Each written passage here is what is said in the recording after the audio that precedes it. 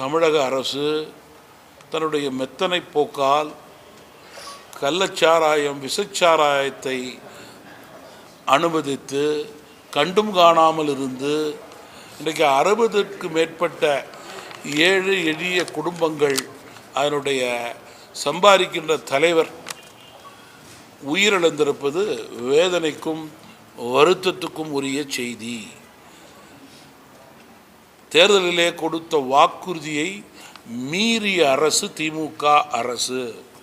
அதனையும் மீறி ஒரு பக்கம் டாஸ்மாக், இன்னொரு பக்கம் கள்ளச்சாராயத்தை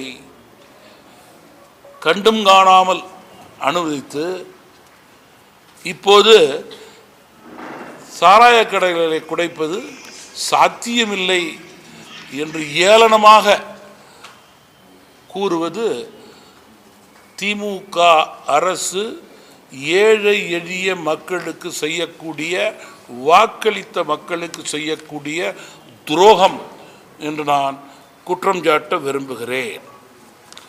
ஒரு மரியாதைக்குரிய அமைச்சர் அவர்கள் ஒரு சபை நாகரிகம் இல்லாமல்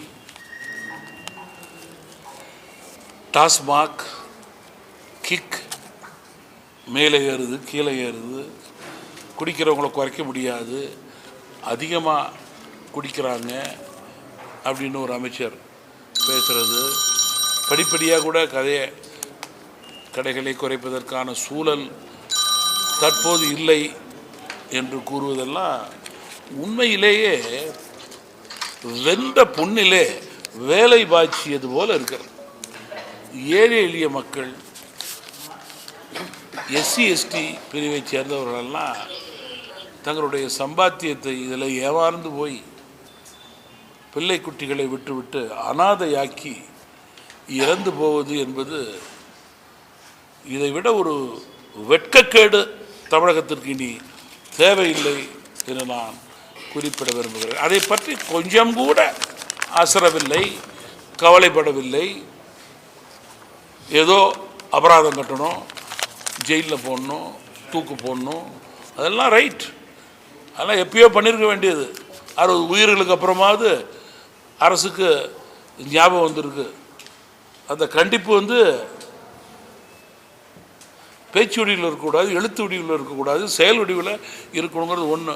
ரெண்டாவது, ஏன் நடந்தது, எப்படி நடந்தது, யாரால் நடந்தது, இதனுடைய பின்னணி யார் என்பது இன்று வரையிலே கேள்விக்குறி.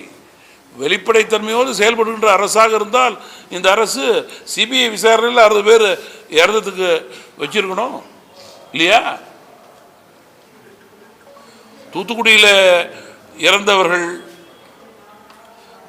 மீது எங்களுக்கும் அனுதாபம் இருக்கிறது. அன்றைக்கு நீங்கள் துடித்த துடி இன்றைக்கு என்ன ஆனது? 60 பேருடைய இறப்பிற்கு ஏன் இன்றைக்கு பாராமுகம்? முழு பூசணிக்காயை ஏன் சோற்றிலே மறைக்க விரும்புகிறீர்கள்? உண்மை நிலை என்ன? சிபிஐக்கு ஏன் உங்களுக்கு பயம்? இன்னும் முதல்வர் அங்கே எரிந்து கொண்டிருக்க நெருப்பை அணைக்க கூட தயாராக இல்லை. இன்னும் பதற்றம் நீடித்துக் கொண்டிருக்கிறது.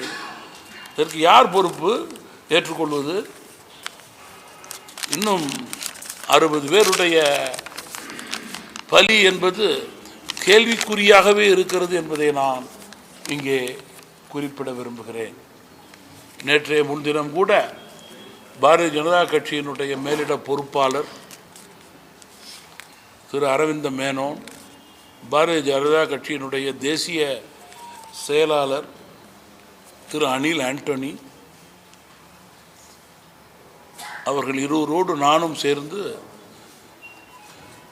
எஸ்சி கமிஷனுடைய சேர்மனை நேரடியாக சந்தித்து இது சம்பந்தமான உண்மை நிலையை எடுத்து கூறியிருக்கிறோம் என்பதை நான் இங்கே குறிப்பிட விரும்புகிறேன்.